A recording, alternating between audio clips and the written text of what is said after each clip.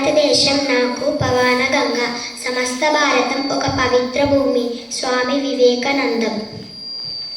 దేవాలయాలు మన సంస్కృతి మూల స్తభాలు. వాటిని రక్షించుకోవడం మన కర్తవ్యం. విహారయాత్రలు కేవలం మానసిక ఆనందమే కాదు, విజ్ఞాన్ని కూడా అందిస్తాయి. విరోచితంగా చేసే పనులు విరజిమ్మే పరిమళాలే కీర్తి. పరోపకాన్ని మించిన గుణం లేదు.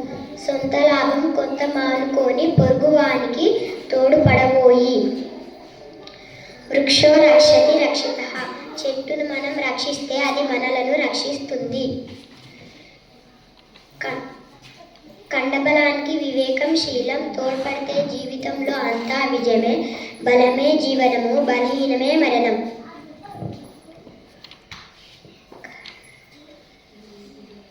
ప్రకృతి మనకు గాలి, నీరు, ఆహారం, అందం, ఆనందాన్ని ఇస్తుంది.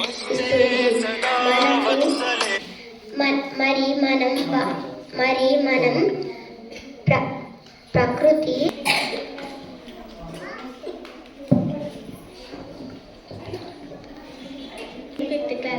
పొడుపు కథ.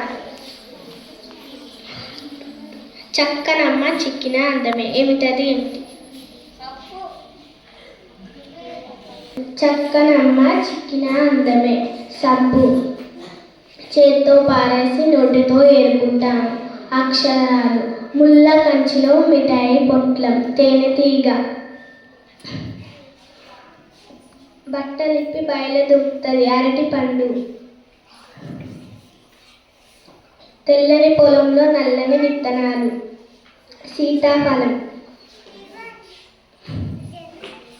పైసలు అనుకుంటాడు కానీ అనుకునేవాడు కాదు. పేపర్లు చింపేస్తాడు కానీ పిచ్చోడు కాదు. ఏమిటది? బస్సుల కండక్టర్ చింపితే కానీ పనికొస్తుంది. Cheque book